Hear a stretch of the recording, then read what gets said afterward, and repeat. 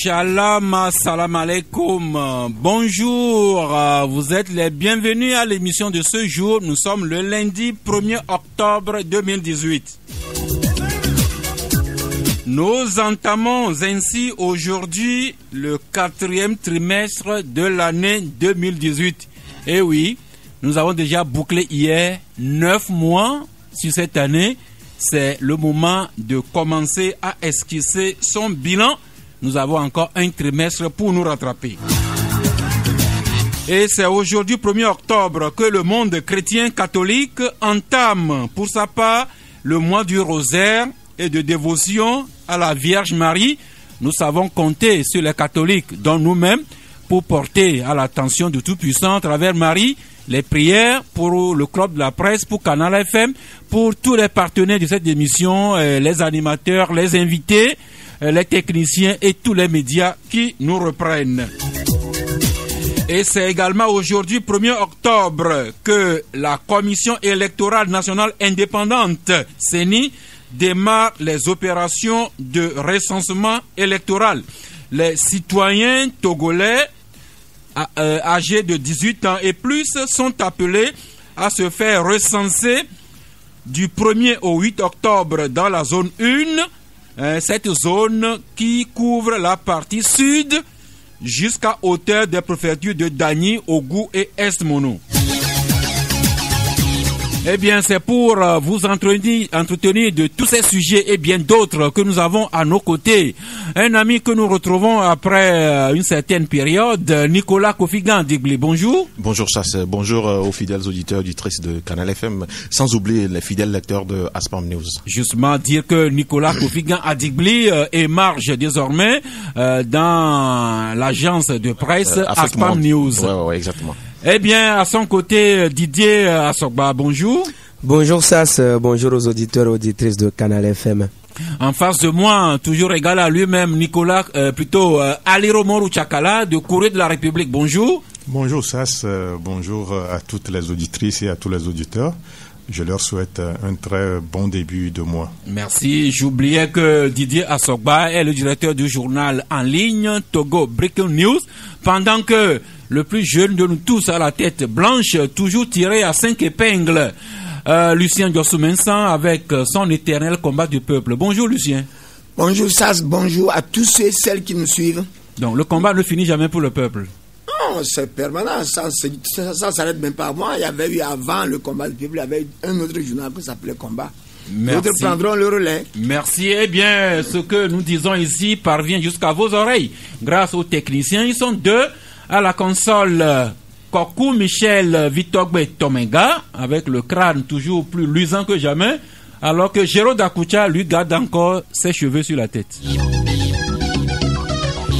Eh bien, la pensée du jour, c'est un ami à l'autorité de régulation des marchés publics, l'ARMP. C'est un monsieur de là qui nous a envoyé un texte de Dalai Lama, le grand leader religieux tibétain, le Dalai Lama, qui répondait à la question d'un journaliste et dont nous tirons ces extraits. Le Dalai Lama qui dit, je cite, « L'univers est l'écho de nos actions et de nos pensées. » Et plus loin, le Dalai Lama dit, « Être heureux n'est pas une affaire de destin, c'est plutôt une affaire d'option et de choix. » Je reprends, « L'univers est l'écho de nos actions et de nos pensées. Être heureux n'est pas une affaire de destin, c'est une affaire d'option et de choix. » Comme c'est Nicolas qui nous rejoint après de longues années, un mot sur ce que le Dalai Lama dit. Oui, au fait, quand on est heureux, comme il le dit, c'est une manière d'avoir un certain équilibre, équilibre intérieur. C'est ce que nous allons refléter et à l'extérieur. Ça prouve vraiment cette vision de ce que dit le Dalai Lama. De nous maintenant, il faut quand même dans nos vies, dans nos manières de faire, il faut qu'on fasse refléter cette vision ou bien cette positivité heureuse dans tout ce que nous sommes en train de faire. Merci beaucoup. L'univers est l'écho de nos actions, de nos pensées. Être heureux, ce n'est pas une affaire de destin. Le Dalai Lama qui dit encore, la meilleure religion, c'est celle qui nous rapproche de Dieu. Nous pourrions dire sur un terrain profane que la meilleure politique, aussi bien de ceux qui sont au pouvoir que ceux qui sont dans l'opposition, Aliro, la meilleure politique, c'est celle qui rapproche les tenants de cette politique-là du vrai peuple. Aliro. Oui, chacun, malheureusement, au Togo, chaque entité a son peuple. Et on se sert de ce peuple-là pour légitimer certaines turpitudes, malheureusement. Mais bon, il va falloir que tous ces leaders-là se rapprochent du vrai peuple, le peuple avec grand P. Merci. Je pense que Aliro a bien défini les choses, mais pour moi, je pense que la meilleure politique, c'est se rapprocher. Ce n'est pas se rapprocher du peuple au Togo, comme on le fait, c'est se rapprocher du pouvoir, c'est-à-dire maintenir le pouvoir par tous les moyens, de les manières les plus négatives. Je pense que c'est ce qui se fait au Togo. C'est juste la pensée du jour. Ouais, Didier Assagwa. Puisque tout le monde en parle, moi je dirais plutôt que la meilleure politique, c'est celle qui permet de rendre compte au peuple. Où qu'on soit opposition, qu'on soit pouvoir, la meilleure politique, c'est d'avoir cette responsabilité-là, de retourner à chaque fois vers le peuple pour lui rendre compte fidèlement de la gestion ou de la conduite des affaires publiques. Merci. Puisque tout le monde a son tour de parole, on va finir avec le doyen, le jeune doyen, Lucien Diosso-Mensah. Si on voit l'idée développée par Dalai Lama et avec l'idée dont tu as fait l'enchaînement, on peut dire que la vie est un choix, que ce soit en politique ou ailleurs. On choisit, on fait un choix et on l'assume, que ce soit en politique ou dans la vie courante. Chacun a son choix. Merci. Et encore un extrait de ce que le Dalai Lama dit. Si j'agis avec bonté, je recevrai de la bonté. Mais si j'agis avec méchanceté, je recevrai de la méchanceté. Eh bien, nous revenons ici après la pensée du jour avec un petit vieux constaté. La semaine dernière, ça avait beaucoup jasé. C'était l'Assemblée, c'était la 73e Assemblée Générale Ordinaire des Nations Unies. Beaucoup de chefs d'État, dont Faure Gnassingbé du Togo, y étaient annoncés. Et puis, le lundi, en fin de journée, ça aurait dû être le tour de parole de Faure Gnassingbé, mais on l'a attendu à la tribune des Nations Unies. Il n'a pas parlé. Ça avait beaucoup jasé sur les réseaux. Nous-mêmes, nous en avons parlé au club de la presse du mardi. Mais nous revenons sur le sujet avec deux journaux. L'Estrade qui rappelle 73e Assemblée Générale des Nations Unies, le président Faure Gnassingbé fait valoir sa vision. Et le discours du Togo a été effectivement prononcé à la tribune de l'Assemblée Générale, mais pas par la bouche de Faure Gnassingbé, plutôt par Robert Doucet, le ministre des Affaires étrangères, de la coopération et de l'intégration africaine. C'était le jeudi dernier. Et dans son adresse à la face du monde entier, Robert Doucet était revenu sur les grands défis auxquels doivent faire face actuellement toutes les nations du monde. Et Robert Doucet, au nom du Togo, et au nom du chef de l'État, Faure Gnassingbé, a insisté sur la nécessité de réformer l'organisation onusienne. Didier Assogba, nous revenons sur le sujet parce que ça avait fait polémique. Et dans notre édition du mardi dernier, nous avions reçu des confrères qui avaient expliqué que Faure Gnassingbé s'est désisté au dernier moment, qu'après les chefs d'État et de gouvernement, le tout reviendrait au ministre. Et qu'à ce moment-là, on écouterait la voix du Togo, et la voix du Togo est effectivement passée par Robert Doucet. Oui, quand on a eu l'information également, on était allé aux nouvelles, on a cherché à comprendre.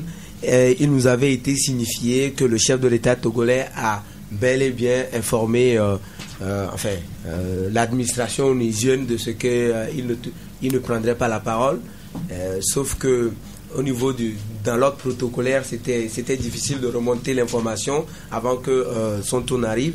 Ce qui a été constaté, c'est qu'il n'a pas parlé.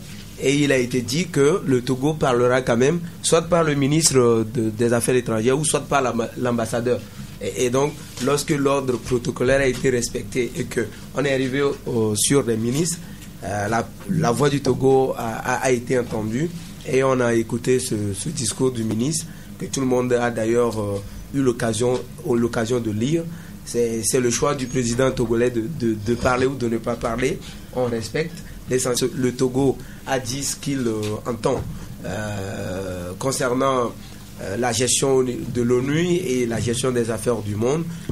Il a souhaité la réforme de l'ONU, notamment une décentralisation donc de la gestion en ce qui concerne des missions de gestion des conflits et de maintien de paix.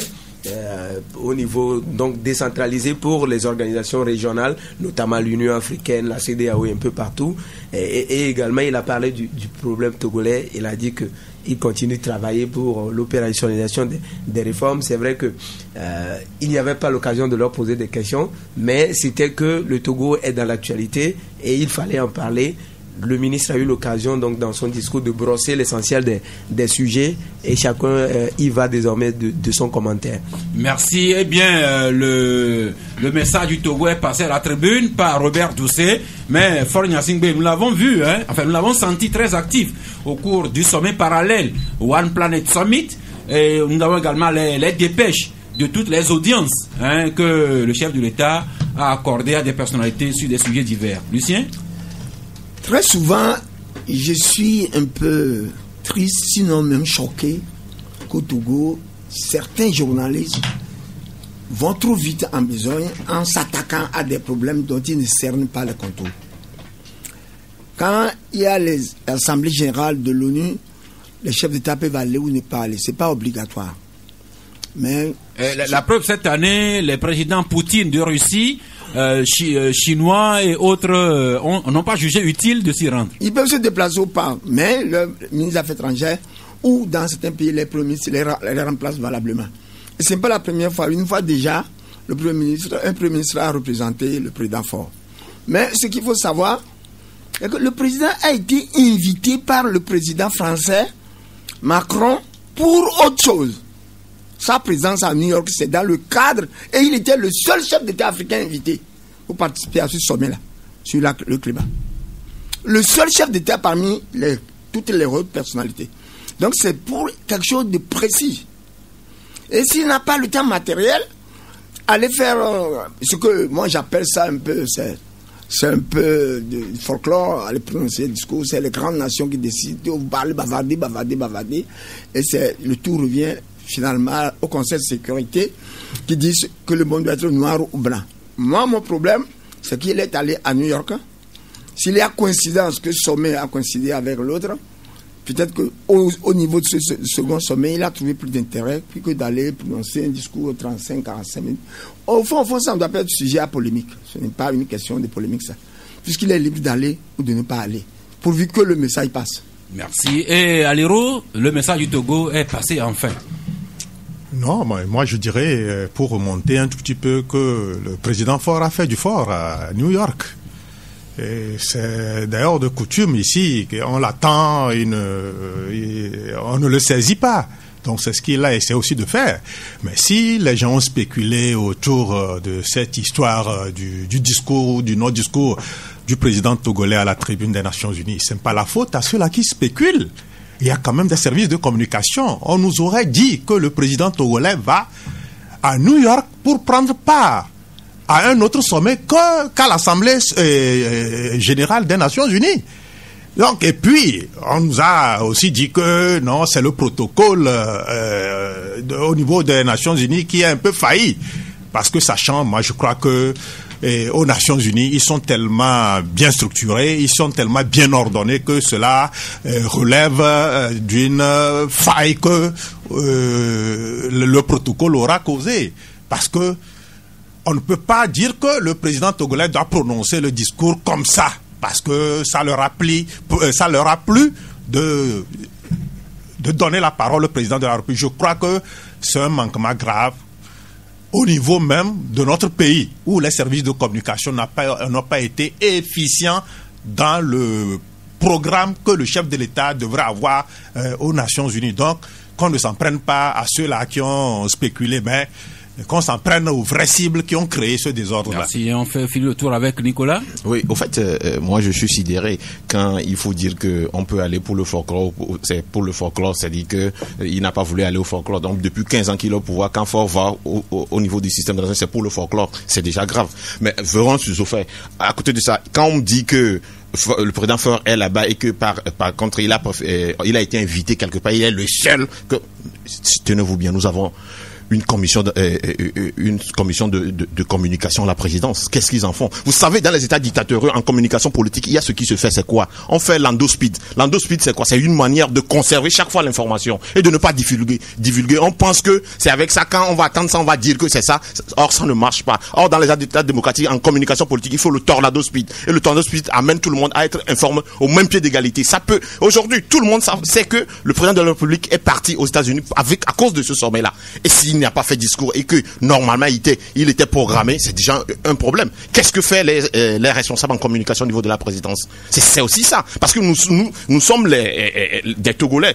C'est l'argent du contribuable qui a fait aller le président aux États-Unis. Donc quelque part on doit être informé à temps, réellement. C'est ça aussi le problème. Quand on ne nous dise pas que oui il est le seul, c'est parce que non, quand même, nous sommes des Togolais. Et vous savez, le feedback qu'on a des autres États vis-à-vis de ce qui s'est passé, c'est autre chose. Et ce n'est pas bien comme ça qu'on pense que c'est une certaine légèreté, il faut aller dans ce sens-là, non. Merci. Ce vu et constaté, nous fermons les parenthèses et nous abordons à présent la grande opération de recensement électoral. C'est parti depuis ce matin à 7 heures. Si la CENI respecte l'horaire qu'elle a fixé elle-même, je ne sais pas si vous avez fait les tours dans quelques centres de recensement de vote, vous nous en direz. Juste le temps quand même que je vous livre quelques titres de journaux, dont Togo Matin qui écrit la page 3, top départ du recrutement aujourd'hui dans la zone 1. Didier Assogba, la zone 1. Disons que ça va de l'océan, de la préfecture de Golfe des Lacs, jusqu'à hauteur de Dagny, Ogou et Est-Mono. On va peut-être citer toutes les préfectures concernées. La zone 1 est composée des préfectures d'Agoué, la préfecture du Golfe, de Lavé, la préfecture de Zion, la préfecture des Lacs, la préfecture de Bamono, la préfecture de Vaud, la préfecture de Yoton, la préfecture de Lagou, chez Nicolas. Pas préfecture de Lagou, c'est préfecture d'Agou. La préfecture d'Agou, voilà. Donc c'est mieux qu'il soit là, qu'il corrige. La préfecture du AO, la préfecture du Moyen Mono, la préfecture de l'Est Mono, la préfecture de Daï, la préfecture de Cloto et la préfecture de Kbélé. Donc voilà les préfectures concernées par le recensement, voilà, qui démarre ou qui devrait démarrer depuis ce matin dans la zone 1, sauf que nous avons... Nous allons y venir, et les oreilles que la CENI fait diffuser, c'est que les bureaux de recensement s'ouvrent de 7h à 16h dans les préfectures que Didier Assogba vient de nous rappeler. Eh bien, si l'opération connaît son top départ, le correcteur écrit pour sa part: recensement électoral au pas de charge, frénésie, frélosité du pouvoir qui consacre le malaise autour des élections transparentes. Liberté pour sa part écrit d'abord à la page 3, recensement électoral version Kodiona Kadanga, opérateur de saisie fictif retenu, mouvement d'humeur, menace, cafouillage total et incertitude autour de l'opération. Puis à la page 5, le même Liberté titre sous la rubrique caricaturement votre recensement du 1er octobre, la coalition des 14 ne monte pas dans le train.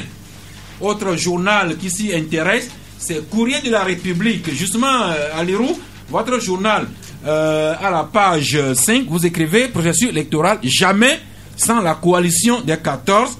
Et puis à la page 4, vous intéressez au président de la CENI avec ce titre, Kodiona Kadanga, l'intrépide pyromane. Alirou? Oui, le président de la CENI commence par inquiéter sérieusement.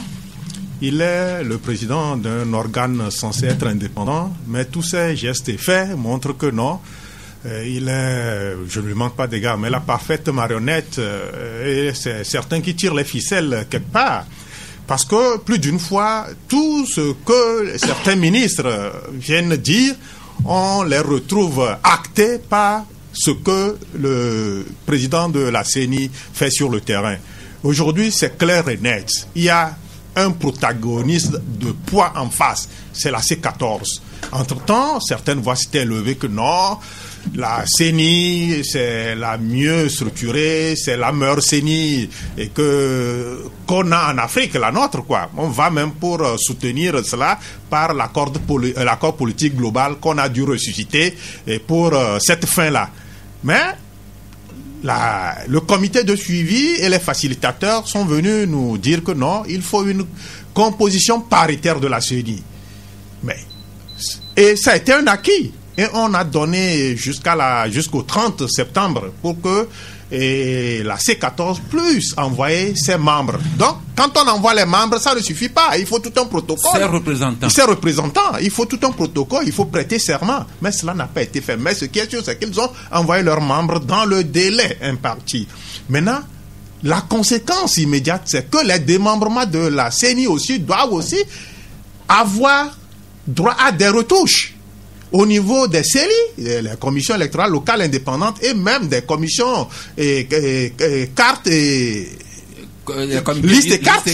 Donc, tout ça là. Mais est-ce que nous avions réussi à mettre de l'ordre dans tout ces démembrements-là? Pas du tout. Est-ce qu'aujourd'hui, la C14 est représentée comme il se doit à la CENI? Non. Donc, je ne sais pas pourquoi les gens se précipitent pour une opération à haut risque. Parce que une élection est censée être transparente. Quand, du début jusqu'à la fin du processus, il y a une représentation effective. À ce niveau-là, Alero, vous avez sans doute écouté le professeur Kojona Kadanga qui disait hier, dans son appel à la population, que le recensement qui démarre ce matin se fera sous les normes internationalement convenues en termes de transparence et de fiabilité. Non, ça n'engage que monsieur Kojona. Vous voulez qu'il dise quoi? Il ne peut que dire cela. Vous voulez qu'il dise que non, il y aura des failles? Il dit cela, mais à partir du moment où il n'y a pas une certaine inclusion dans le processus de recensement, je crois qu'il aurait été décent, il aurait été sage quand même qu'on arrête et que on met tout au clair au niveau de la CENI avant d'amorcer ce processus qui s'annonce très capital. Donc je crois que monsieur Kojona Kadanga est en train de nous montrer qu'il est aux ordres et que son indépendance n'est qu'une indépendance de fait, mais plutôt que les ordres viennent d'un ailleurs que lui seul maîtrise. Merci Lucien Diosso-Vincent. C'est dans ces conditions que les opérations de recensement commencent ou bien sont censées commencer ce matin. Certaines circonstances dont que Alero vient de nous rappeler, mais les opérations sont censées avoir bel et bien commencé depuis ce matin à 7h. SAS. Oui. Si vous voulez à mon humble avis, oui. J'ai toujours constaté que le processus électoral au Togo a toujours été un saut d'obstacles. Un saut d'obstacles, on franchit cet obstacle, on crée d'autres obstacles, il faut le franchir, on crée d'autres obstacles, il faut le franchir, ce n'est pas évident toujours. Le rôle de la CENI n'est pas d'être pour ou contre. La CENI a l'indépendance, il faut lire bien les textes, le code électoral, la tenir indépendant et faire son chronogramme indépendamment de l'opposition comme du pouvoir en place. C'est ce qui a été fait. Ce chronogramme a été publié. Oui, sauf, Lucien, vous permettez que le 23 septembre dernier, lorsque le comité de suivi se réunissait, il avait été dit que le chronogramme de la CENI devrait être revu, voire réadapté avec l'intégration des 8 représentants de la coalition à la CENI, ce qui n'a pas encore été fait. Vous savez, lorsque nous avons des facilitateurs, quand ils finissent, ils font ce que nous appelons les comptes rendus et nous l'interprétons chacun comme nous voulons. Mais il y a les impératifs. Par exemple, on parlait que la secrétaire a dit qu'il faut une parité. Mais allez lire très bien l'article 12 du Code électoral, il y a toujours eu la parité.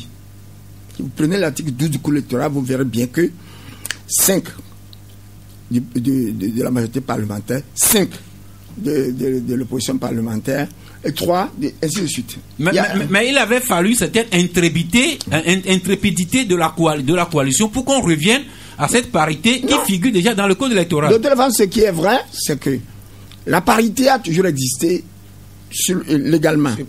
Sur papier. Maintenant, l'opposition, dès le départ, depuis février, a refusé d'envoyer ses représentants pour des raisons politiques propres à lui. Je vous ai toujours dit que j'ai assisté depuis le début du processus démocratique, j'ai assisté à toutes les élections. Jusqu'à présent, est-ce que je peux vous dire, j'ai toujours vécu la même scène. C'est comme si on veut aller au football et qu'on veut gagner sur tapis vert avant d'arriver sur le terrain. Le recensement électoral, c'est un acte citoyen. L'élection n'est pas obligatoire chez nous, comme dans certains pays. Le Togo est majoritairement, du moins 70%, les Togolais n'ont pas de carte d'identité.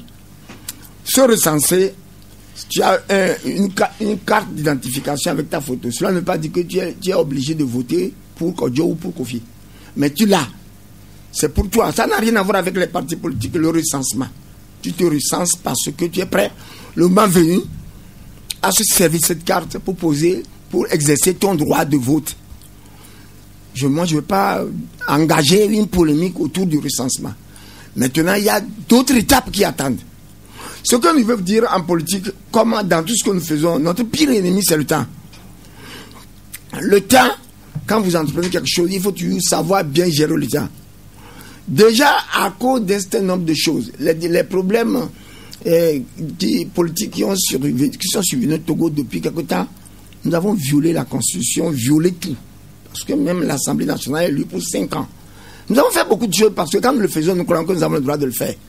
Mais sachons gérer le temps.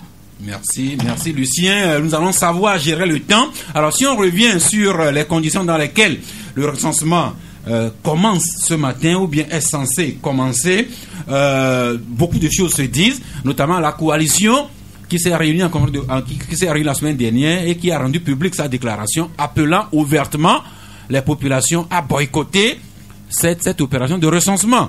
Et nous avons reçu dans ce studio la coordinatrice, Mme Adjambo Johnson, qui a réitéré cet appel de la coalition. Et dans la même journée du vendredi, le ministre Gilbert Bahara est sorti également pour donner la position de son parti uni ou bien de gouvernement. C'est à cela que revient le confrère Togo Matin qui écrit « Élection, comité de suivi, aménagement de la CENI ». Le ministre Gilbert Bahara dénonce la tentative de sabotage et de blocage du processus par la coalition. Et Nicolas, comme l'écrit toujours Togo Matin, cette opération de recensement, au-delà, plus que une anecdote, ça devient un terrain de mobilisation politique pour le pouvoir ou bien pour l'opposition. En fait, le bon sens veut que quoi? Le bon sens veut que lorsque les représentants, les responsables de ou bien ceux le comité de suivi de la CEDEAO, après les rencontres avec y compris les responsables du pouvoir et de l'opposition, et qu'il y a eu un consensus sur le nombre de personnes qui doivent aller normalement à la CENI. Il y a un deadline qui est le 30 septembre dernier où ils doivent aller au plus tard. Je ne vois pas en quoi. Et si les gens doivent aller au plus tard le 30 et que ce 1er octobre, on commence le recensement, quand on nous dit qu'on va faire le temps, c'est comme si aujourd'hui, ce 1er octobre, si on ne commence pas le recensement, le Togo deviendra Goto. Je ne sais pas. Quand on nous dit que c'est le temps qui donne, non, quand même. Le problème, c'est quoi? C'est un problème de consensus. Et il faut aller toujours, parce que nous sommes des hommes et que nous devons chaque fois dialoguer, négocier, nous entendre et avancer. Mais quand il faut, d'une manière cavalière, dire oui, nous allons faire, vous comprenez déjà que c'est une manière de dire oui, c'est nous, c'est ce qui va se passer, c'est ce qui doit être fait, et les discours suivent. Mais c'est ce qui est mauvais. Aujourd'hui, ce matin, avant de venir ici, qu'est-ce que j'ai fait? J'ai sillonné plus de 5 bureau de vote parce que je ne veux pas centre de recensement. Je ne veux pas qu'on dise que tu es venu, je suis allé. Sur les 5 que j'ai visité, 4 n'étaient pas fonctionnels, une seule était fonctionnelle. Vous comprenez? Et ça dit que les agents, les opérateurs... Il n'y avait personne. Il y a quelqu'un, j'ai vu quelqu'un au portail dit non, que les autres ne sont pas... C'est ce que j'ai vu, quand même. Mais il y a un qui est fonctionnel. Mais à côté de ça, est-ce que c'est la norme? Est-ce que c'est ce qui est bien? Je pense non. Alors peut-être pour aider la CENI, vous pouvez nous rappeler... Je suis allé à Avedi, je suis allé vers le lycée, le CEG Avedi qui est devenu aussi lycée aujourd'hui.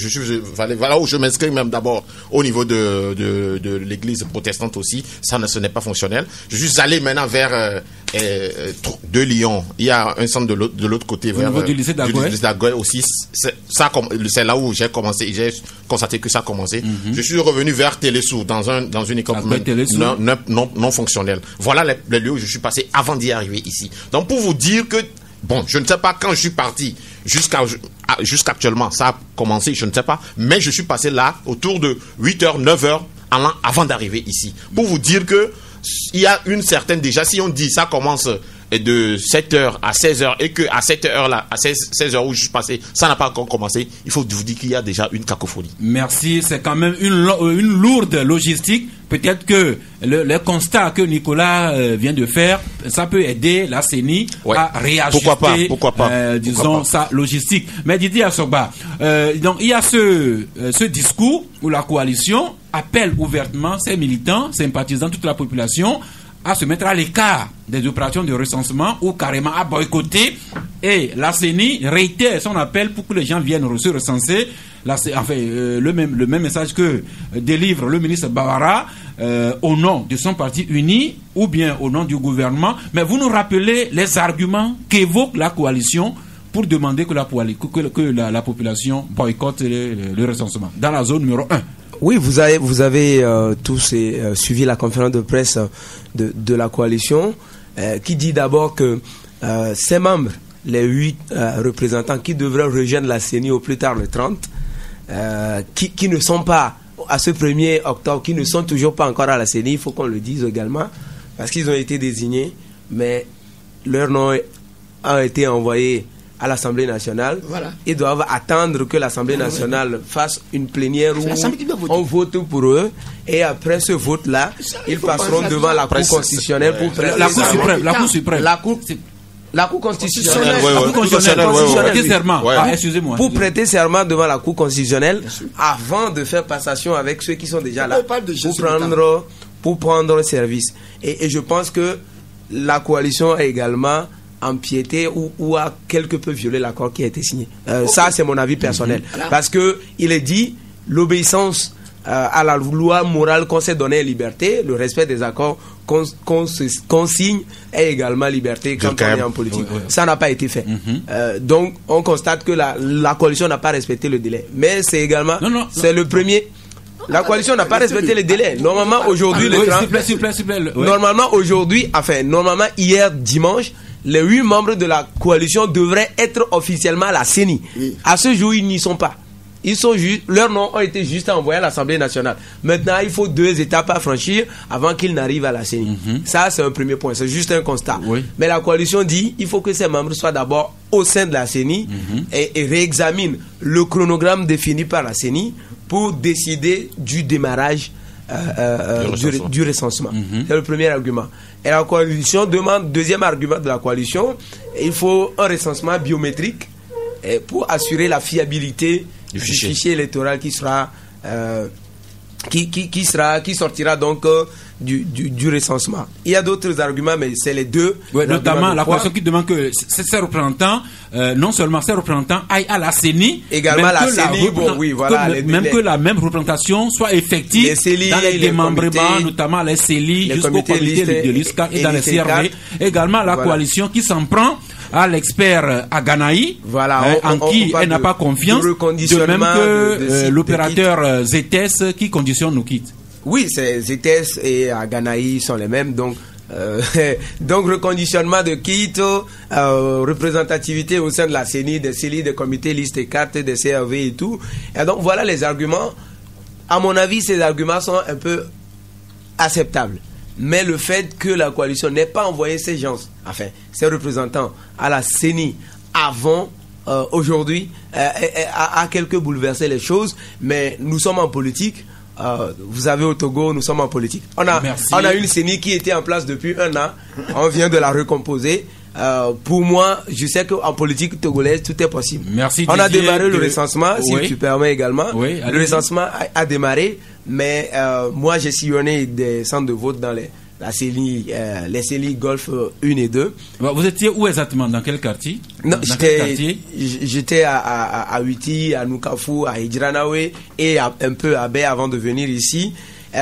Au niveau de ces CENI-là, on est toujours à l'étape de déploiement des kits. Voilà. Et donc, ça veut dire que l'effectivité du recensement, enfin du démarrage aujourd'hui, ne sera pas aussi ça. C'est ce qu'on soulevait devant le président de la CENI la dernière fois, mais il pensait prendre toutes les dispositions. Mais on constate aujourd'hui, malheureusement, qu'à ce jour, les kits sont encore à l'étape de redéploiement, enfin du déploiement pour les centres de recensement. Et nous pensons que si on tient à ce que le recensement se tienne ou continue, il faut prendre des dispositions pour que les gens ne soient pas pénalisés. Voilà. Merci. Eh bien, je rappelle que tous ces griefs de la coalition sont balayés du revers de la main et par le président de la CENI, Kadanga, et par le ministre Gilbert Bavara. Alors, quand on vient maintenant aux conditions dans lesquelles l'opération de recensement est censée avoir commencé ce matin, il y a Liberté qui écrit que des opérateurs de saisie fictifs auraient été retenus, ce qui conduit à un mouvement d'humeur, voire même de menaces de la part de ceux-là. Liberté parle carrément de cafouillage total et incertitude autour de l'opération. Depuis hier, c'est parce que si vous êtes au courant, il y a cette polémique où des gens disent qu'ils ont été formés régulièrement par la CENI et retenus. Ils disent même qu'ils étaient parmi les meilleurs que la CENI a retenus, mais ils font l'amer constat qu'ils ne se retrouvent pas dans ceux que la CENI a déployés sur le terrain. Je ne sais pas si l'un ou l'autre est au courant de cela. Oui, Nicolas. J'ai été informé par des amis, des frères qui sont dans cette même position, mais il y a un problème qui ne dit pas son nom, c'est la rémunération. Selon les informations que nous avons eues, on a dit que c'est 10 000 par jour.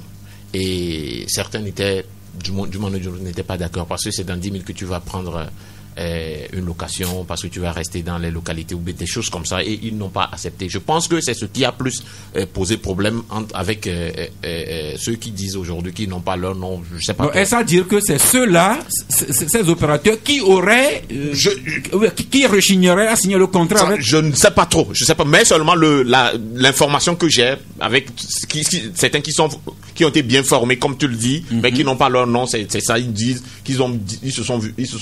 on leur a proposé une somme de 10 000 et certains n'étaient pas d'accord. Donc je ne sais pas si c'est pour les remplacer qu'on parle de gens fictifs aujourd'hui, je ne sais pas. Mais dis-moi, je vais revenir quand même sur le recensement au niveau de ce que mon frère Didier Asogba sur le retard de l'opposition. Je ne suis pas là pour défendre l'opposition, mais tenez-vous bien, c'est quand la dernière réunion du comité de suivi, c'est le dimanche 23 septembre. 23 septembre au 30 septembre, ça fait 7 jours ou 8 jours. Tenez-vous bien, si la C14 doit ou bien normalement envoyer ses membres avant le 30 au plus tard, on sait que, comme l'a dit Didier, il va passer par l'étape de l'Assemblée nationale, la Cour constitutionnelle et la prestation de serment avant d'arriver au niveau de la CENI, les 3 étapes-là. Dites-moi, du 23 jusqu'au 30, est-ce qu'on nous a dit, on envoie un communiqué pour dire que l'Assemblée nationale se regroupera pour valider et qu'on n'a pas vu les noms des gens de l'opposition? L'Assemblée a été déjà convoquée en session extraordinaire depuis le mardi dernier, Nicolas. Attendez. L'Assemblée a été convoquée depuis... On a précisé que je peux aller. Oui, allez-y, Nicolas. Et de ça, quand on a précisé que l'Assemblée nationale était en session extraordinaire, est-ce que... Depuis mardi. Vous allez me dire ici que l'Assemblée nationale a exigé les noms, laquelle n'a pas vu et elle a pris acte? Nicolas, s'il vous plaît, on vous répondrait que si l'Assemblée nationale avait connaissance de la liste de la coalition, elle pourrait programmer ça dans l'ordre du jour de la session. Est-ce que dans le communiqué de l'Assemblée nationale, ça dit après la session, dit qu'ils ont attendu vainement les noms des représentants de l'opposition et que les noms là ne sont pas venus? Donc dites-moi, s'il y a un communiqué comme ça, Non, soyons clairs. Est-ce que je peux vous n'allez pas m'obliger à répondre. Non, tu m'as posé une question. Au nom de l'Assemblée, au nom. Non, tu n'es pas de l'Assemblée. Tu n'es pas de l'Assemblée nationale. Nicolas. C'est pas lui qui non plus. Non, c'est lui qui anime le débat. S'il vous plaît. C'est important. C'est lui qui anime le débat. S'il vous plaît, Nicolas. Le constat, c'est que ce n'est que hier, dimanche 30 septembre, que la coalition fait circuler un communiqué qu'elle a envoyé ses représentants, enfin la liste des représentants, au président de l'Assemblée nationale. Oui. On s'en tient à ce constat. Si c'était arrivé plus tôt, peut-être que l'Assemblée en aurait tenu compte. Ce n'est pas arrivé plus tôt. L'Assemblée nationale devait faire un communiqué pour dire qu'ils ont attendu vainement les noms là et qu'ils ne les ont pas eu.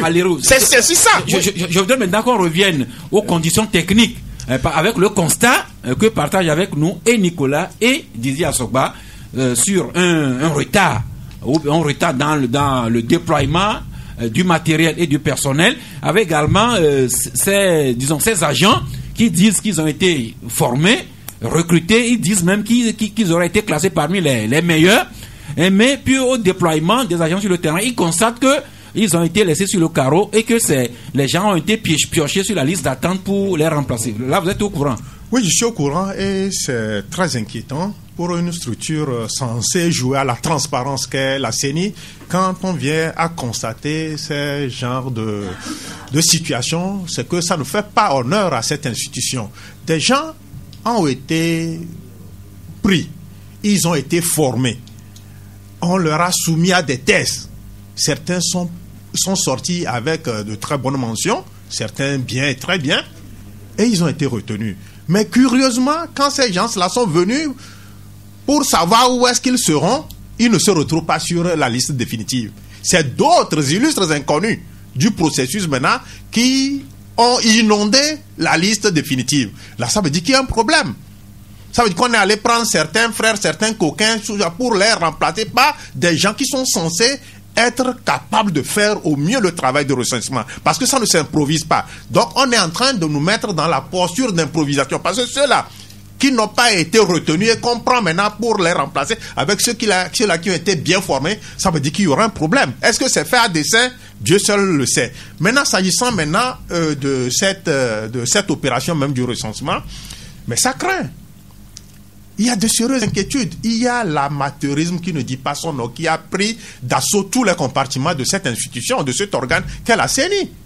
Mais un ministre de la République nous a dit hier qu'il n'y aura pas de session de rattrapage. Maintenant, jusqu'à 9h, quand vous allez dans certains bureaux de recensement, vous ne verrez même pas. C'est maintenant qu'on nous envoie les kits pour que les gens puissent être recensés. Là, cette journée, ça veut dire que à certains endroits, il n'y aura pas de recensement. La journée risque d'être perdue dans certains centres de recensement. Donc, vous voyez, quand on veut faire des choses, il faudrait qu'on le fasse bien. Nous ne sommes pas à notre première élection. C'est comme si c'est aujourd'hui que le Togo organise une élection. Et tout ça, là, c'est à mettre sur la tête, entre griffes, de M. Kodjona, qui a affiché à la face du monde que ce qu'on lui a chargé ne tient pas. Il n'est pas en mesure d'apporter ce que les Togolais attendent de lui, ce que la classe politique dans son ensemble attend de lui. Donc, il se disqualifie à jouer ce rôle-là. Et d'ailleurs, quelqu'un qui doit être indépendant, on prend un exemple, un arbitre qui déjà prend cause et effet pour une équipe. Mais est-ce que le jeu aboutira dans des conditions qu'on souhaite? Pas du tout. Donc, et quand certaines voix se disent qu'il faut voir même celui-là qui gère l'institution ou bien l'organe CENI, ils n'ont pas tort, parce que il y a trop d'accointances, trop de liaisons incestueuses entre ce président censé être indépendant et certains bords politiques dans notre pays. Merci. Et ça ne rassure pas. Dans ces circonstances, comme je le rappelle, parce que c'est une évidence, l'opposition appelle depuis la population à boycotter cette opération de recensement. Là-dessus, le confrère Nouvelle Opinion écrit: la nouvelle personne demande s'il n'a pas de Fabre et comparse, mordra-t-il?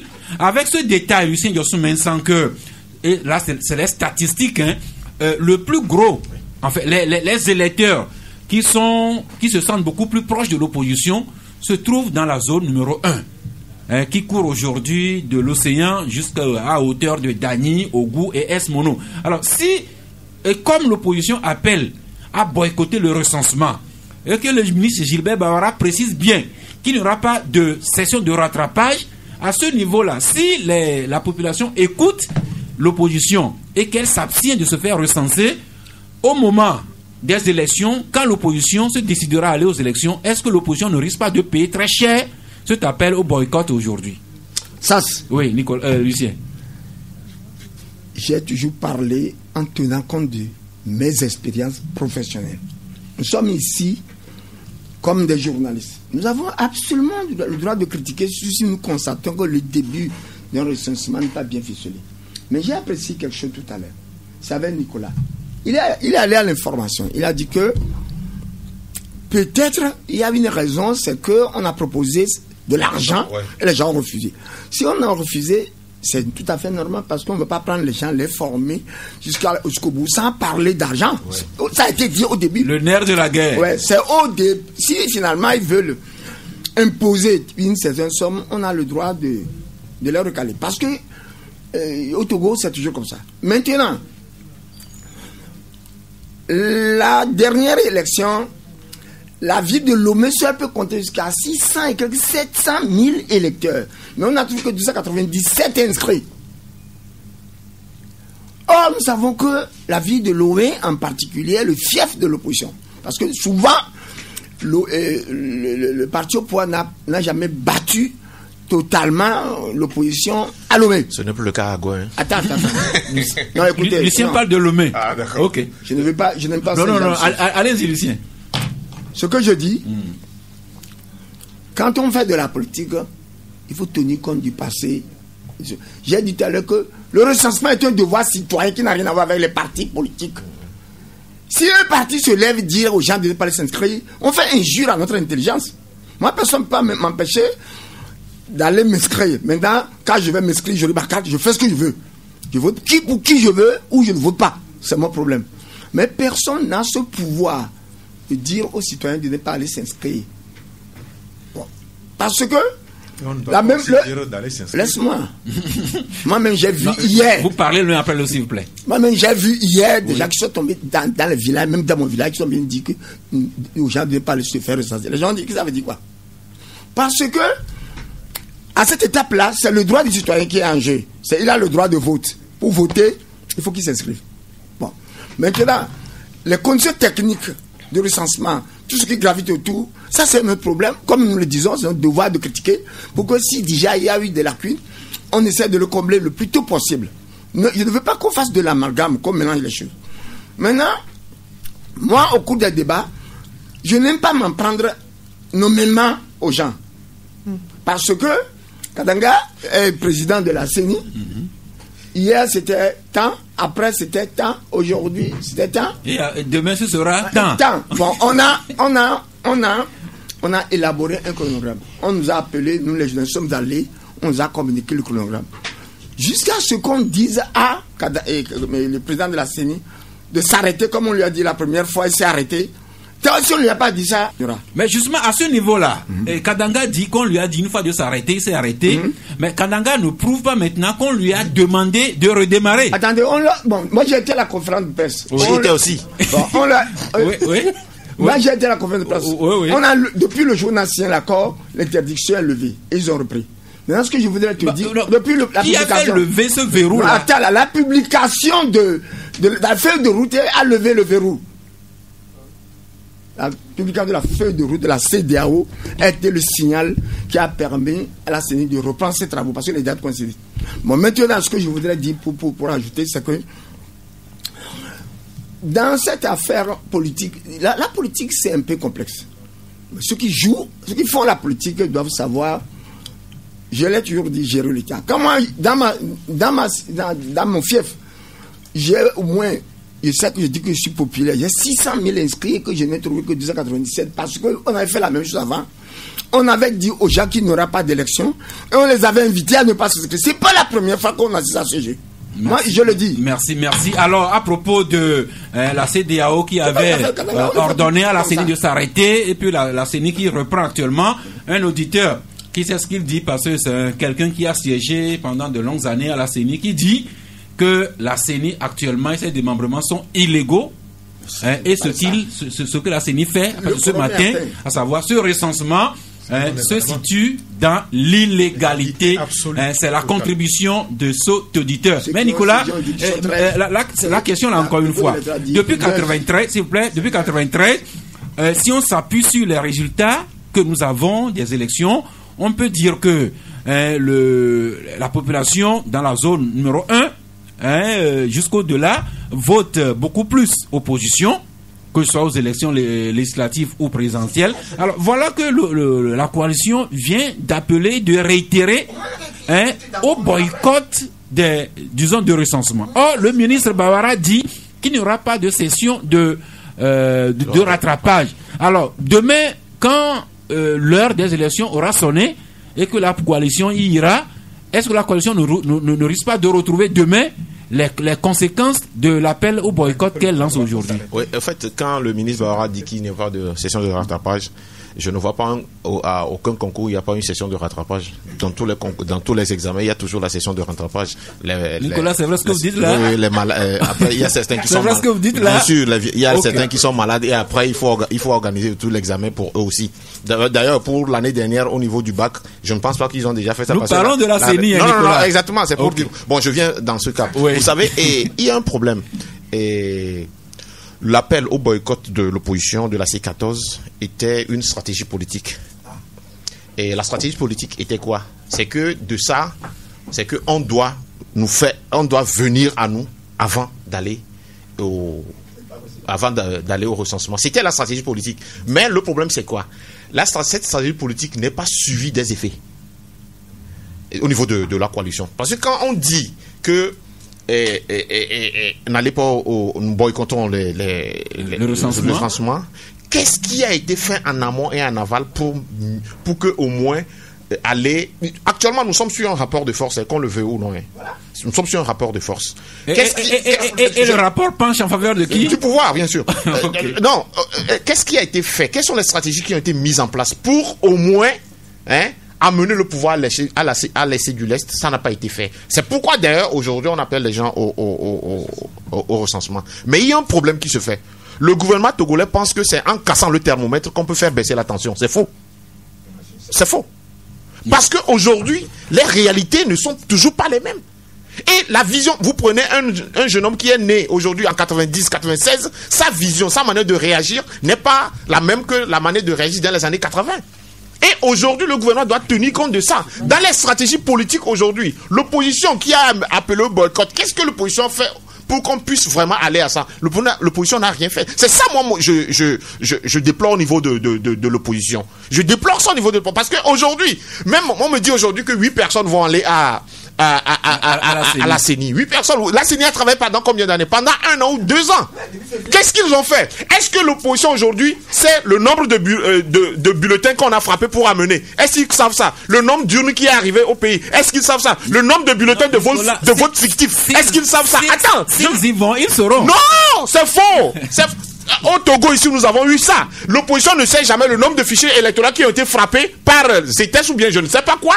Le nombre d'urnes qui sont venus dans ce pays. Le nombre de bulletins de vote. Sans oublier les bureaux de vote fictifs. Alors, on n'est pas fini. Donc, moi, je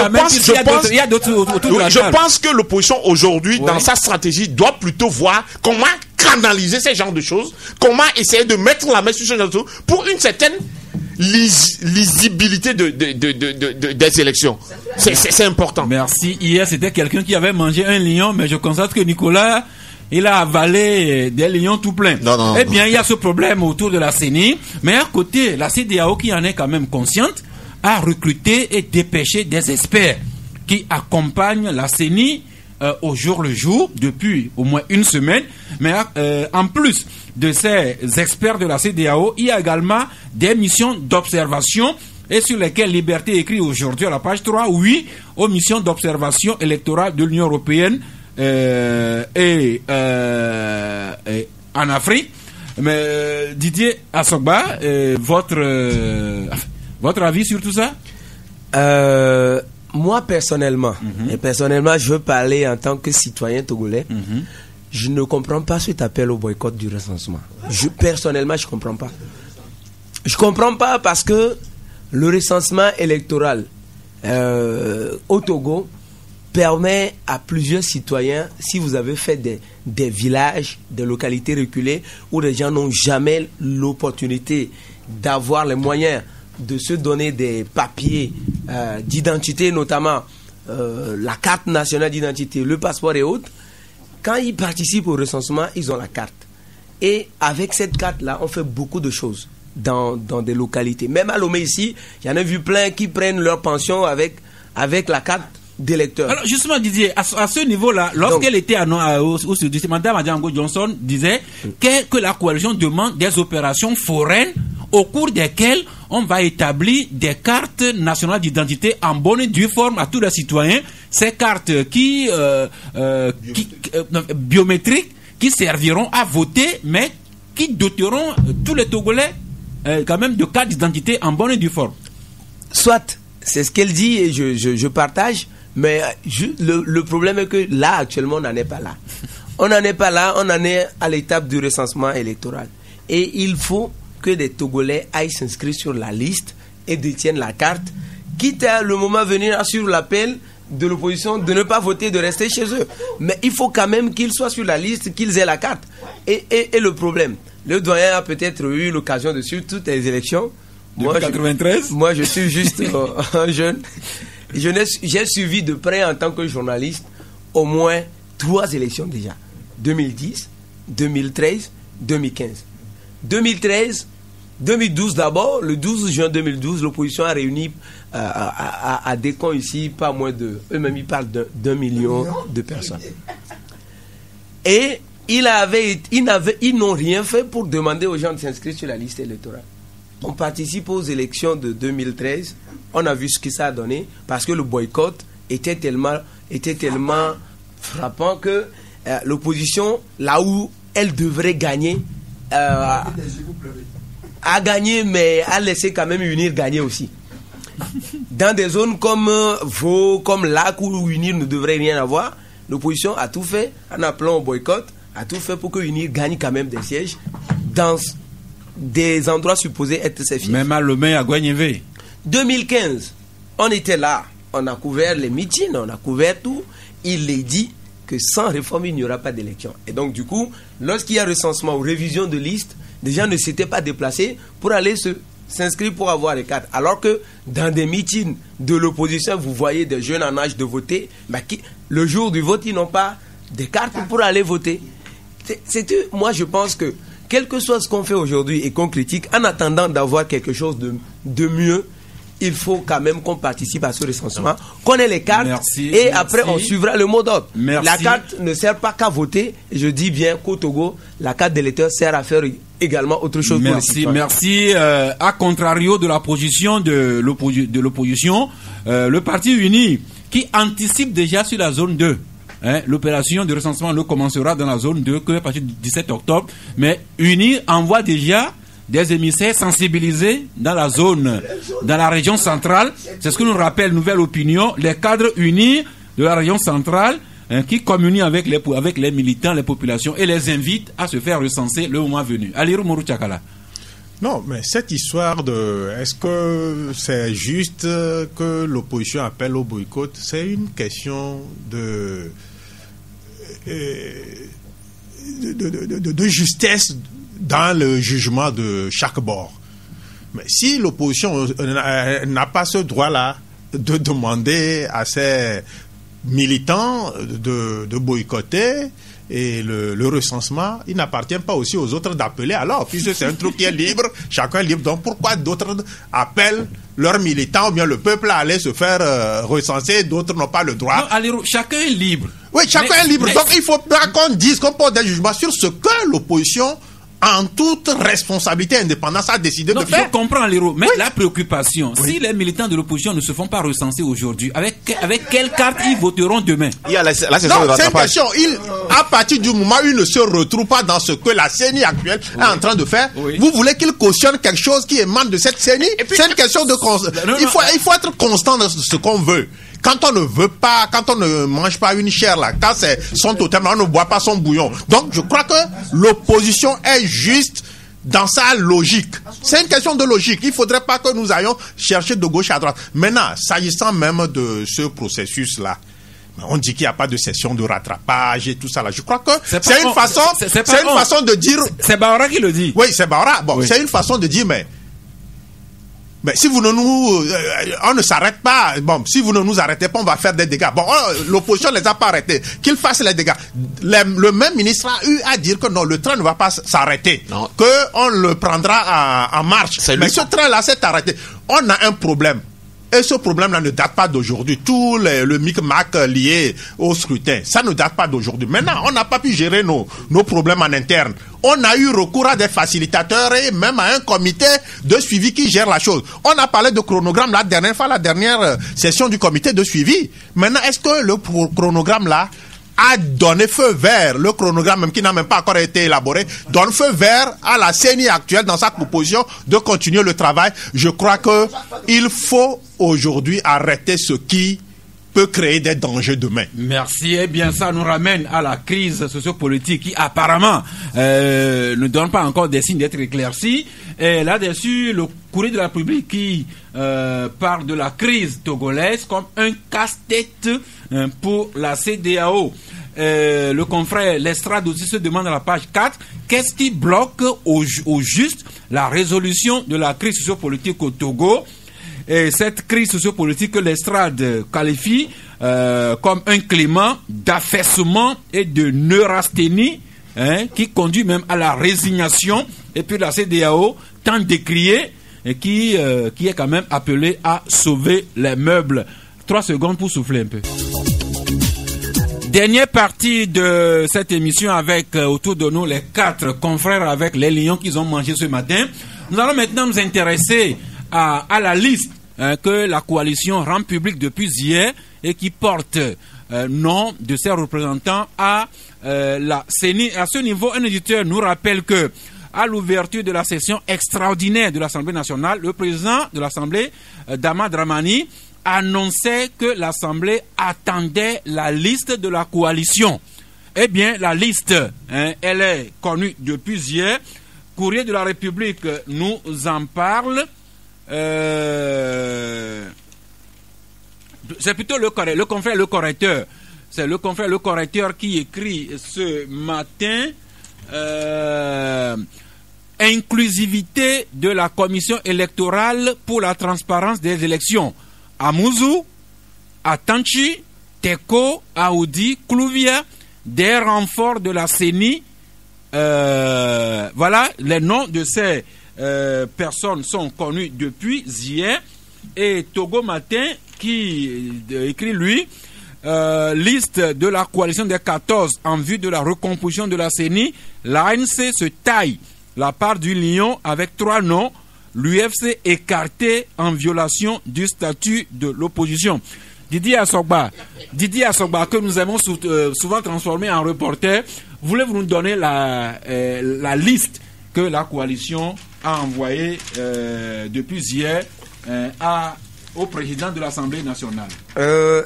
Si vous me permettez un instant, que je la retrouve dans un courrier que Maître Isabelle Manavi Amegavi a envoyé donc au président de l'Assemblée. En sa qualité de présidente du groupe parlementaire ANC. Voilà, du groupe parlementaire ANC, le seul groupe parlementaire donc de l'opposition à l'Assemblée nationale. Soit dit en passant. Donc il se trouve que les 8 membres qui devraient représenter l'opposition au sein de la CENI sont composés comme suit. Il y a 3 qui sont membres de l'ANC. Il y a Atanchi Abalo Edem, Amouzou Asiongbo Ekpe, que nous connaissons sous le nom de Francis Pedro Amouzou, notre doyen. Il y a également Teko, Jean-Jacques Folly, qui est un autre confrère aussi. Non. Si, il est journaliste aussi. Monsieur Folly. Non, ça je non, sais c'est pas. Teko Jean-Jacques Folly est aussi confrère journaliste. Ok, et membre de l'ANC. Il y a Monsieur Aoudi Kodjo Agbenyega K. Et Monsieur Pessinaba Yamba, membre de ADI. Au titre des partis extra-parlementaires, il y a Monsieur Sibabi Boutou de la CDPA. Et il y a Monsieur Sebabe Gefecha Tchassanti Nouridine du PNP. Et puis au titre de la société civile, il y a M. Clouvia Mateli Ametepe 7, président de APET Togo, donc organisation membre du Front Citoyen Togo Debout. Voilà les 8 membres que l'opposition a désignés pour la représenter au sein de la CENI. Je rappelle que c'est hier, dimanche 30 septembre, que la CENI, que la coalition, a rendu public cette liste-là. Et elle a été déposée à l'Assemblée nationale autour de 16h30. Hier, dimanche 30 septembre. Hier, dimanche. Eh bien, un petit tour de table sur les noms que vous découvrez sur cette liste-là. Une minute. En fait, c'est pas, les noms. Nicolas? Pour moi, c'est pas une surprise. Ce n'est pas une surprise parce que déjà, après le 23 septembre déjà, ces noms commençaient déjà à circuler au niveau de l'opposition, où on se disait qu'ils allaient quand même fignoler quelque chose pour envoyer. Je ne suis pas étonné de la présence de Pedro Amuzo, qui déjà a des expériences au niveau de la CENI lors des élections présidentielles. Et quelles expériences? Oui, où on l'a carrément guillotiné. Je ne sais pas si le terme est trop fort. Il est quand même en vie. D'accord, entre guillemets, bien sûr. Disons qu'il avait été expulsé par le militaire de la CENI. Voilà, des choses comme ça, sa voiture retirée et autres. Il y a l'autre là aussi qui est le confrère Teco, qui est un confrère, je ne sais pas s'il a une expérience, mais globalement ce n'était pas des surprises. Sinon la surprise serait que l'UFC se réclame de l'opposition qui est le problème. Non, sur la liste s'il vous plaît. D'accord, ok. Alirou Tchakala, non, sur mais... les 8 non sur la liste. Non, on attendait cette liste là, elle est enfin là. Donc on a transmis ça sur la table du président de l'Assemblée nationale. Donc je crois que les autres formalités seront peut-être faites et que ces membres-là vont intégrer la CENI et voir si ce qui a été fait est bon. Comme l'a dit aujourd'hui M. Dupuis d'ailleurs, il dit mais ils ne demandent pas forcément que tout soit refait, mais s'ils arrivent et que ce qui a été fait est bien, ils vont continuer le processus. Donc je crois que les gens ne sont pas aussi carrés comme certains tendraient à les faire passer pour. Donc on leur souhaite une très bonne aventure au sein de cette série. Alors, sur cette liste-là, il y a des noms que vous retrouvez, Lucien? Oui, bien sûr, moi ça ne m'étonne pas. Je n'ai pas de jugement de valeur sur les gens qu'un parti politique ou une coalition de partis envoie à la CENI. Mais moi je croise les doigts. Parce qu'il faut 62, les 2 tiers pour faire passer chacun. Ce n'est pas une affaire de groupe. On peut recaler déjà parmi eux. Je croise les doigts pour que ça puisse passer. Merci. Eh bien, donc, oui, Didier. C'est que c'est un accord et. Non, l'Assemblée nationale. Eh bien, la liste est connue. L'Assemblée nationale est à Paris. Et comme l'auditeur nous le rappelait, le président Dramani, qui disait à l'ouverture de la session parlementaire le mardi dernier, que l'Assemblée attendait la liste. Maintenant que le président Dramani a la liste, Alirou, est-ce qu'on peut présager que l'Assemblée pourra ouvrir une procédure d'urgence pour que dans les meilleurs délais, les députés soient convoqués pour se prononcer sur la liste-là et que les membres continuent leur parcours? Non, absolument, il y a un impératif. Donc, je crois qu'ils vont faire diligence pour que très rapidement on puisse... on n'a pas encore levé la session, donc elle continue.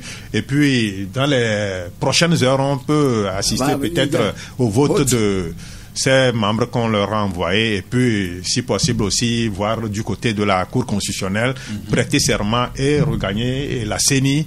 Et bon, c'est ce qu'on attend de mieux. Il faudrait aujourd'hui que tout soit fait de façon inclusive. C'est ça qui va peut-être donner des suites heureuses à la fin du processus. Donc, on n'est pas contre X ou Y, mais nous voudrions que cela se fasse comme il se devait. Merci. Eh bien, dans la CENI actuelle, telle qu'elle est composée, c'est 4 places vacantes. Maintenant que l'opposition va envoyer 8 places là, qui risquerait de perdre sa place au profit des 8 noms que la coalition envoie? Non, mais pour moi, il n'y a pas de surprise. Il y a eu une pédagogie qui a été menée auprès de ceux qui siègent déjà à la CENI. On a entendu M. Djiritama, président du NET, donc se prononcer favorablement au sujet de cet accord-là intervenu le 23 septembre dernier, et a dit que dès que le représentant de l'opposition viendra donc son représentant ou le représentant de son parti va quitter. Et même chose également au niveau de Obu, monsieur l'ancien Premier ministre Agboué Mekodjo s'est confié à nous dans un article que nous avons écrit. À vous, Togo Breaking News, News. Dans un article qu'on avait écrit déjà vendredi et qui a été repris par plusieurs confrères. Il a dit également qu'ils attendent que le représentant désigné de l'opposition arrive et qu'il passerait la main. Je pense que ce sera la même chose également pour monsieur l'ancien ministre Urobossi Tchakondo du COPED. Et le seul couac, c'est au niveau de l'UFC. Il leur a été dit également que si ça devrait coincer sur eux, qu'il devrait avoir blocage de céder la place selon les informations que nous avons eues. Mais depuis quelques jours, il y a eu une petite résistance. Il semblerait que l'UFC aurait également envoyé une correspondance à l'Assemblée nationale que l'UFC ne changerait pas son représentant à la CENI. Oui, c'est de ça je parle. Il y a une petite résistance. On verra dans les heures qui suivent et d'ici demain matin la façon dont cela va se décanter pour que la CENI soit complète et qu'on continue le reste du processus. Oui, il y a une information importante. La session ordinaire s'ouvre même demain, mardi déjà. Donc, la session plénière. Oui, le premier mardi du mois. Donc, je crois que il n'y a pas de problème au niveau du Parlement. Donc, tout peut se faire avec une peut-être précision que, les députés sont là.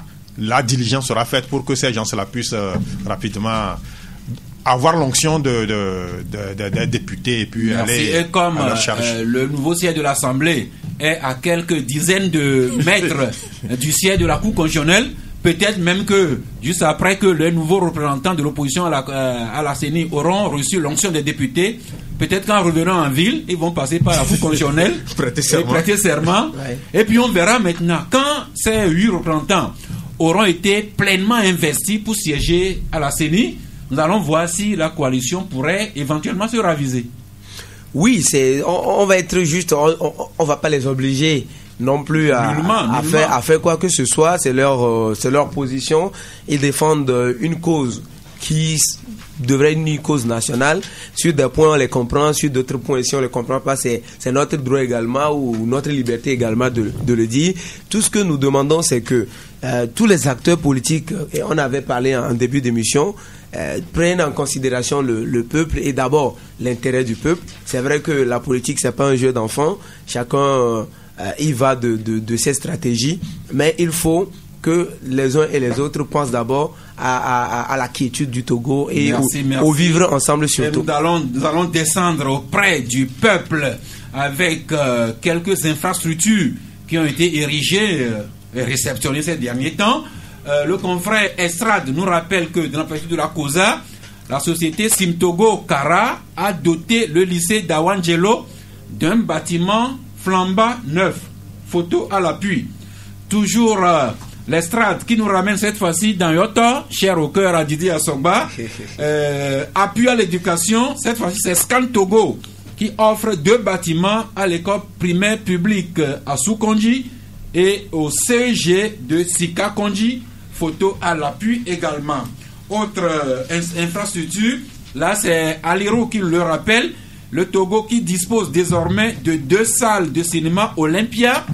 Après Hanoukope avec Canal Olympia, c'est maintenant Agoué, ou plutôt Kakaveli, qui vient d'avoir aussi sa salle Olympia. Vous y étiez, Aliro? Oui, j'ai un de mes collaborateurs qui a assisté à la cérémonie d'inauguration.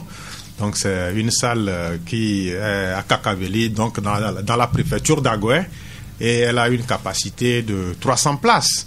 Donc bien assise. Bien assise. Donc tout est fait avec du matériel flambant neuf de dernière génération. Donc je crois que au lieu de quitter Agoué et traverser toute la ville pour atterrir au niveau de Le Togo, le cinéma, il y a une salle aussi qui est tout proche des populations de la banlieue nord de la capitale. Donc, je crois que c'est une politique qui mérite d'être étendue au niveau de certaines villes de l'intérieur. Kara, Sokodé et Dapaon, pourquoi pas? Naturellement, Bafilo. Pourquoi pas? Pourquoi pas ma ville aussi compte. Pourquoi pas Agou? Préfecture d'Agou, mais préfecture de l'Agou, c'est selon. Pourquoi pas à Couvé, chez Titi Asoba, et naturellement à VV, chez notre jeune.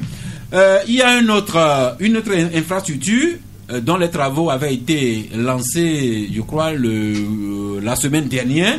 Il s'agit des travaux de construction d'un stade omnisport à Ngotien.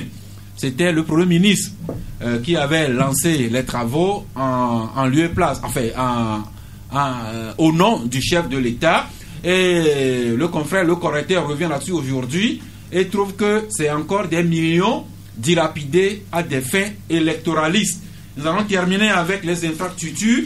Peut-être que le Togo même se lancerait encore dans de grands travaux, parce que nous lisons à la page 10 du confrère L'Union pour la Patrie, plutôt Togo Matin qui écrit que selon les confrères du site AfriPresse, le ministre béninois de la Jeunesse et des Sports, M. Oswald Omeki, a annoncé l'intention du Bénin à soumettre la candidature de son pays pour l'organisation de la Coupe d'Afrique des Nations 2025. Et le ministre qui dit que le Bénin pourrait s'associer au Togo pour co-organiser la Coupe d'Afrique des Nations 2025. Didier Assoba. Oui, je l'ai lu également, cette dépêche de nos confrères d'AfriPresse. Sauf que ce sera une grande surprise pour moi, à moins que les autorités togolaises changent de politique sportive et qu'on ait réellement la volonté de doter le Togo d'infrastructures sportives, notamment de terrain. Sinon, le seul qu'on a, Kégué, a toujours des problèmes. Qui est en travaux pour le moment. Qui est en travaux pour le moment, a toujours des problèmes. Or, pour abriter une Coupe d'Afrique des Nations, il faut, si on doit co-organiser, il faut minimum 3 stades. 3 minimum, 3 pour avoir 2 ou 3. Les CAN se jouent maintenant désormais à 24 équipes. Hein. Voilà, donc on doit peut-être avoir 3 poules par ici et 3 poules par là. Il faut avoir 3 stades dignes de ce nom. Pour le moment, notre Kégué pose problème. On a un autre municipal qui divise dirigeants et joueurs déjà. Et bon, n'en parlons pas de ce que le Premier ministre a allé faire. Le municipal qui est en synthétique, qui ne serait pas qui ne serait pas du tout apprécié par les joueurs professionnels. Il y a toute une polémique. Le prochain match que le Togo jouera, est-ce que la CAF nous autorisera à jouer au municipal? Oui. Attendons. Et il y a cette information, la CAF a déjà envoyé un courrier à la fédération togolaise de football concernant ce stade-là, qui est quelque part, je ne dis pas en plus. Merci, je rappelle juste que le stade Omnisport qui va être construit à Ngotien aura une capacité de 2000 places. Oui, je ne sais pas pourquoi on refuse de voir grand dans ce pays. C'est tout triste. Moi, j'ai été choqué que ce soit un petit truc comme ça qu'on fasse. Donc, on n'a pas cette vision-là. Et pour un ça, on fait sortir les élèves.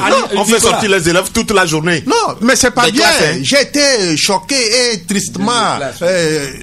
Non, ça ne va pas. On n'a qu'à voir grand pour ce pays. Vous voyez le Bénin. Quand les Togolais savaient déjà chausser les crampons, les Béninois étaient encore derrière nous. Vous voyez maintenant, le rapport de force est inversé. Et le Bénin même pense organiser une CAN.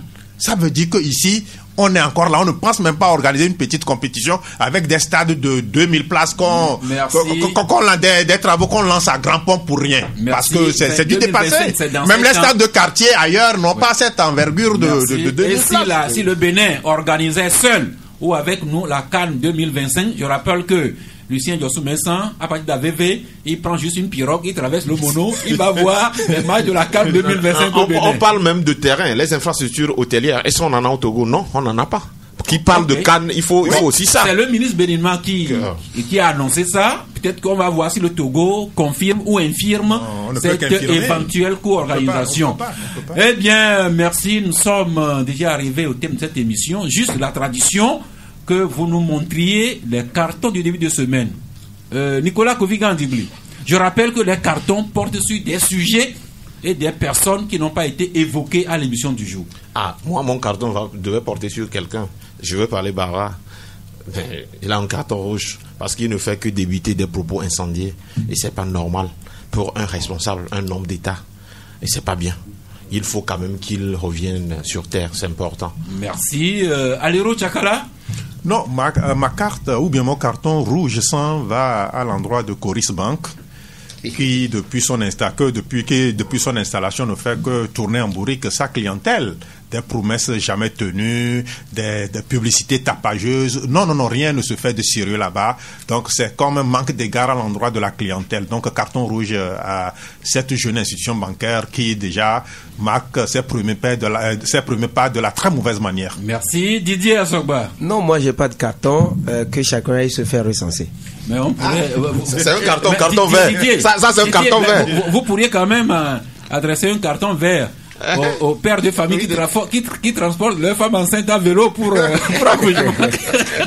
en a parlé une fois.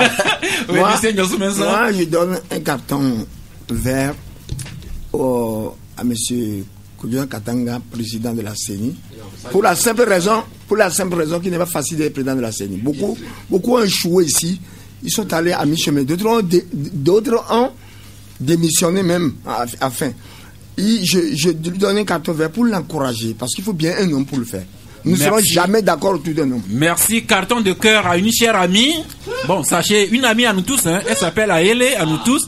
Elle nous suit religieusement et elle dit ouvertement qu'elle n'est pas d'accord avec nombre de réponses, nombre de commentaires que vous avez fait sur l'opposition. Voilà, Madame Aele, merci quand même de nous suivre et de partager votre appréciation avec nous. Et que vous serez encore branchés avec nous demain à 11h, n'est-ce pas?